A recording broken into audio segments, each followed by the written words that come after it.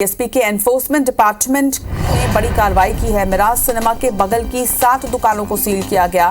साल भर पहले ही मिराज सिनेमा समेत जिम वाले हिस्से को सील किया गया था। रजत सुराना पर करीब 7 करोड़ का टैक्स बकाया है। बीएसपी ने लीज में ये जमीन दी थी। पिछले साल न्यायालय में केस भी हार चुके हैं। तो बड़ी खबर आपको बता रहे हैं। अब मिराज सिनेमा के बाद की 7 दुकानों को भी सील कर दिया गया है। इस खबर पर ज्यादा जानकारी के साथ हमारे सहयोगी कोमल धनेश्वर इस वक्त जुड़ रहे हैं। कोमल, अपडेट दीजिएगा। सिनेमा का जो हिस्सा है वो लीज पे जमीन दी गई थी रजत सुराना को, और करीब लीज में लेने के बाद में कई सालों तक उसने टैक्स नहीं पटाया।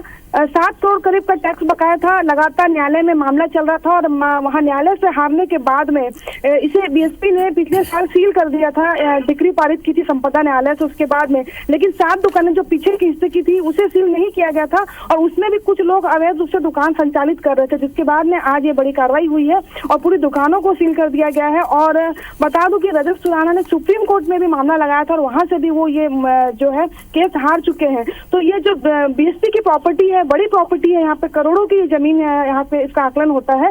तो यहाँ पर मिराज सिनेमा भी चला करता था किसी जमाने में, और सिनेमा हॉल सहित जिम भी चलता था। सारी चीजों को सील कर दिया गया था क्योंकि जो लीज धारक थे उसने सारी चीजों को रेंट पे दिया था।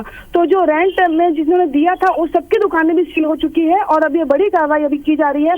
यहाँ पर बड़ी संख्या में पुलिस बल को इसलिए रखा गया क्योंकि विरोध जैसी स्थिति की बात सामने आ रही थी, पर अभी कोई विरोध नहीं हुआ है और लोग यहाँ पर जो दुकान जिन्होंने किराया दी थी वो लोग भी यहाँ कोई नहीं है। तो शटर को खोलकर बकायदा वीडियोग्राफी की जा रही है पुलिस की मौजूदगी में। तहसीलदार मौजूद हैं, बीएसपी के अधिकारी मौजूद हैं वीडियोग्राफी के साथ में। उसके बाद यहाँ पर सीलिंग की कार्रवाई लगातार चल रही है। तमाम जानकारी के लिए आपका शुक्रिया कोमल।